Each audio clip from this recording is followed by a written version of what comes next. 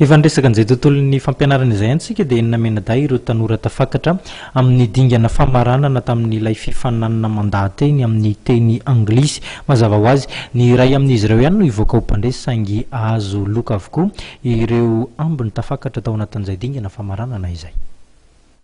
Avolenta ny fahaizan'ny tanora malagasy ny teny Anglisy, hoy ny nambaram-pikarakara hetsika tana speech contest andiany faharoa. 30 ireo mpandray anjara ka ny enina tamin'izy ireo ihany no tafakatra amin'ny dingana famaranana.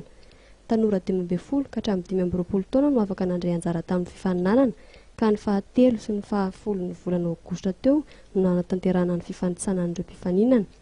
Androany fahafito ambin'ny folo ny volana kosa no nanaovana ny dingana farany dia ny famaranana. Ny hetsika natao androany famaranana ny tana speech contest.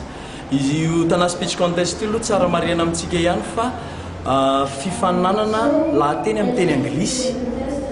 Izy io zany anisan'ny voalohany eto a Madagasikara ao anatin'ny atsotsika hoe lahateny amin'ny teny Anglisy. Dia ny mikarakara anazy moa zany ny MLC na Municipal Library English Club, izay club d'anglais ao amin'ny bibliothèque municipale etsy Analakely. Ny mpandray anjara tamin'ny fanombohany teo amin'ny 30 mihitsy moa zany fa tsy hoe teo amin'ny 30. Dia nisy dingana anankitelo fifanitsanana tamin'ny fahatelon'ny volana aogositra, dia ny manasa-dalana tamin'ny fahafolon'ny volana aogositra, ary famaranana moa zany atrehantsika androany ty fa 17 volana aogositra.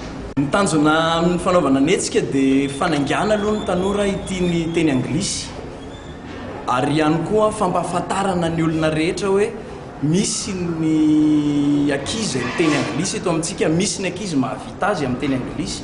Tanjona anankiray ihany koa ny hoe ahitana hoe misy ny mpitarika antsika atsoatsy zany tsy anakarama intsony mpandika teny fa efa izy ihany dia afaka mifampiresaka amin'ireo mpandrara vahiny amin'ny teny Anglisy. Nambaram-pikarakara fa afaka mandray anjara tamin'ny fifaninanana avokoa ireo tanora liana tamin'izany, ka amin'ny maha-fifaninanana azy dia isy ny loka zaraina, anisan'izany ny famaripahatsiarovana, boky, finday ary fiofanana tolotra ny teknet.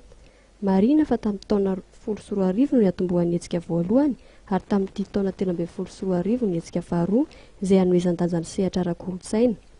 Ny hetsika izay niarahana tamin'ireo avy amin'ny Municipal Library English Club izay avy ao ambany fiahiny commune Antananarivo renivohitra. Ahitana mpikambana 300 ity fikambanana ity, ka ny 50 kosa ny mpikambana mavitrika. Fikambanana izay manampy ireo olona amin'ny fianarana teny Anglisy, satria indroa isan-kerinandro izy ireo no manatanteraka fivoriana izay ampiarana ny teny Anglisy. Maro ihany koa ny hetsika izay karakarain'izy ireo, anisan'izany ny asa sosialy.